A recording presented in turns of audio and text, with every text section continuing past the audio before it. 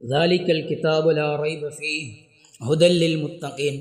அல்லாஹ் ரப்புல் ஆலமீன் தன்னுடைய திருமறையில் சொல்கிறான், இந்த வேதம் அல் குர்ஆன் ஆகிறது அல்லாஹனுடைய வேதம், இதில் எந்த விதமான சந்தேகமும் இல்லை, இது பயபக்தியாளர்களுக்கு முத்தகீன்களுக்கு நேர்வழி காட்டும் என்பதாக அல்லாஹ் தஆலா சொல்கிறான்.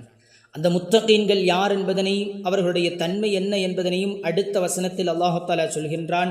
அவர்கள் மறைவானவற்றை கொண்டு அவர்கள் ஈமான் கொள்வார்கள், இன்னும் அவர்கள் தொழுகையை நிலைநாட்டுவார்கள், இன்னும் அவர்கள் அல்லாஹ் அவர்களுக்கு வழங்கியிருக்கக்கூடிய பொருளாதாரத்திலிருந்து அவர்கள் அல்லாஹனுடைய பாதையில் அதனை செலவு செய்வார்கள். அல்லாஹ் எதனை இறக்கியிருக்கிறானோ அதனை கொண்டு ஈமான் கொள்வார்கள். குர்ஆனை கொண்டு அவர்கள் ஈமான் கொள்வார்கள். குர்ஆனுக்கு முன் எதுவெல்லாம் இறக்கப்பட்டதோ அந்த அத்தனை வேதங்களையும் அவர்கள் ஈமான் கொள்வார்கள், நம்பிக்கை கொள்வார்கள்.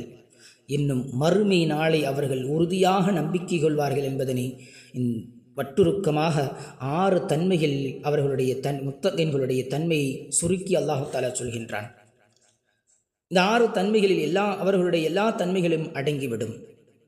உண்மை பேசுதல், நீதத்தோடு நடந்து கொள்ளுதல், அவசியமற்ற கோபத்தை அடக்கி கொள்ளுதல், இதுவெல்லாம் இந்த தன்மைகளில், இந்த 6 தன்மைகளில் அடங்கிவிடும். ஏனென்றால் குர்ஆனை கொண்டு அவர்கள் நம்பிக்கை கொள்கின்றார்கள்.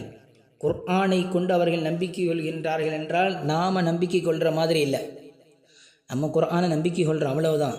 முத்தகீன்கள் தக்வா உடையவர்கள் எப்படி நம்பிக்கை கொள்வார்கள் என்றால், குர்ஆன் என்ன சொல்கிறது, குர்ஆனை எதனை எடுத்து நடக்கச் சொல்கின்றதோ அதனை எடுத்து நடப்பார்கள். குர்ஆனை எதை விட்டும் தவிர்ந்திருக்கச் சொல்கிறதோ அதனை விட்டும் அவர்கள் தவிர்ந்து நடப்பார்கள். இதுதான் அவர்களுடைய நம்பிக்கை. அவர்களுடைய நம்பிக்கை எங்கே, நம்மளுடைய நம்பிக்கை எங்கே இருக்குது? சற்று சிந்தித்து பாருங்கள் சகோதரர்களே. குர்ஆன் ஹதீஸை எடுக்கச் சொல்கிறது. அவர்கள் குர்ஆனோடு அந்த ஹதீஸினுடைய வாழ்க்கையும் அவர்கள் நபி அவர்களுடைய வாழ்க்கையும் சுன்னாவையும் அவர்கள் எடுத்து நடப்பார்கள்.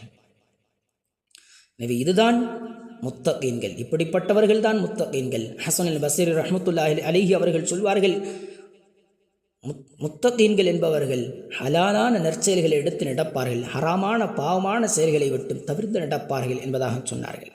ஆம், சுருக்கமாக சொன்னால் விடுத்தான் இவ்வாறு தான். உமர் ரலியல்லாஹு தஆலா அன்ஹு அவர்கள் உபய் இப்னு கஅப் ரலியல்லாஹு தஆலா அன்ஹு அவர்களிடத்தில் கேட்கின்றார்கள், தக்வா இறையச்சம் என்றால் என்ன? அதற்கு உபய் இப்னு கஅப் ரலியல்லாஹு தஆலா அன்ஹு அவர்கள் சொன்னார்கள், கரடுமுரடான பாதையில் 2 புறமும் முற்கள் நிறைந்திருக்கிறது, அந்த பாதையில் எப்படி செல்வீர்கள்? ஒத்தையடி பாதையில் தன்னுடைய ஆடைகளில் முற்கள் பட்டுவிடாதவாறு பள்ளம் மேடுகளை கவனித்த வண்ணம் அந்த பாதையில் செல்வோம் என்றார்கள். அதுபோலத்தான் இந்த உலகத்தில் பாவம் நிறைந்திருக்கக்கூடிய இந்த உலகத்தில் பாவத்தில் மூழ்கி விடாமல், பாவத்தில் சிக்கி விடாமல், பாவத்தை செய்து விடாமல் அந்த பாவமான செயல்களை விட்டும் தவிர்ந்து நடப்பதுதான் தக்வா இறையச்சம் என்றார்கள் உபய் இப்னு கஅப் ரலியல்லாஹு அன்ஹு அவர்கள். சரியாக சொன்னீர்கள் என்பதாக உமர் ரலியல்லாஹு தஆலா அன்ஹு சொன்னார்கள்.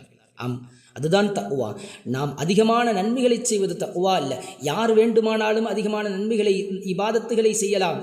ஆனால் பாவமான செயல்பாடுகளை விட்டு தவிர்ந்து நடப்பது என்பது முத்தகீன்களால் மட்டும்தான் அது முடியும்.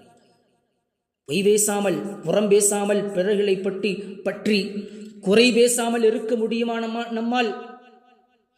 எனவே அந்த பாவமான செயல்பாடுகளை விட்டும், எல்லா விதமான பாவமான செயல்பாடுகளை விட்டும் தவிர்த்து நடப்பவர்கள் தான் முத்தகீன்கள்.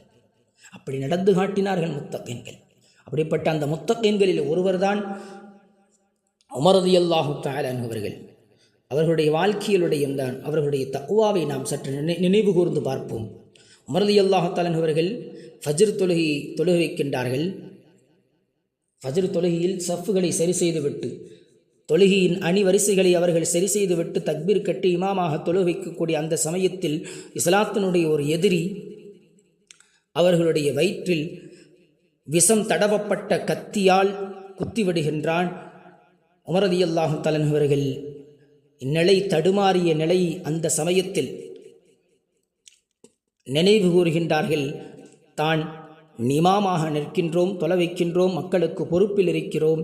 அந்த உணர்வை அவர்கள் உணர்ந்து மக்களுக்கு தனக்கு பகரமாக ஒரு இமாமை நியமிக்க வேண்டும் என்ற அந்த இறையச்சத்தோடு அவர்கள் உமர் ரலியல்லாஹு தஆலா அன்ஹு அவர்களுக்கு அருகாமையில் இருக்கக்கூடிய அப்துர் ரஹ்மான் இப்னு அவுஃப் ரலியல்லாஹு தஆலா அன்ஹு அவர்களை பகரமாக இமாமத் செய்வதற்கு அவர்களை முன்னிறுத்தி அவர்கள் மயக்கமுற்று கீழே விழுந்தார்கள். சற்று சிந்தித்து பாருங்கள். உயிர் போராடி இருக்கக்கூடிய இந்த சமயத்திலும் கூட, உயிருக்கு போராடி இருக்கக்கூடிய இந்த சமயத்தில் நபி ஸல்லல்லாஹு அலைஹி வஸல்லம் அவர்களுடைய ஹதீஸை நினைவு கூர்ந்து நபி ஸல்லல்லாஹு அலைஹி வஸல்லம் அவர்கள் சொன்னார்கள், குல்லுக்கும் ராஇ வ குல்லுக்கும் மஸ்ஊலுன் அன் ரஇயத்திஹி. நீங்கள் ஒவ்வொருவர்களும் பொறுப்புதாரி, உங்களுடைய பொறுப்புகளை தொட்டு நீங்கள் கேள்வி கணக்கு கேட்கப்படுவீர்கள் என்ற அந்த ஹதீஸை நினைவு கூர்ந்து அந்த ஹதீஸை செயல்படுத்தும் விதமாக அந்த உயிர் போகக்கூடிய அந்த தருணத்திலும் கூட அவர்கள் அதனை நிறைவேற்றினார்கள் என்றால் அவர்களுடைய தக்வா, அவர்களுடைய இறையச்சம் எந்த அளவிற்கு இருந்திருக்கும் என்பதனை சற்று சிந்தித்து பாருங்கள்.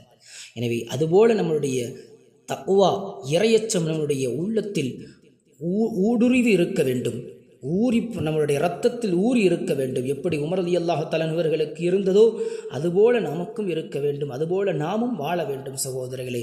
எனவே அப்படிப்பட்ட இறையச்சத்தோடு வல்ல ரஹ்மான் வாழ்வதற்கு நம் அனைவருக்கும் தௌஃபீக் செய்வானாக. வாஹிர் தஅவானா அனில் ஹம்துலில்லாஹி ரப்பில் ஆலமீன். அஸ்ஸலாமு அலைக்கும் வரஹ்மத்துல்லாஹி தஆலா வபரகாத்துஹு.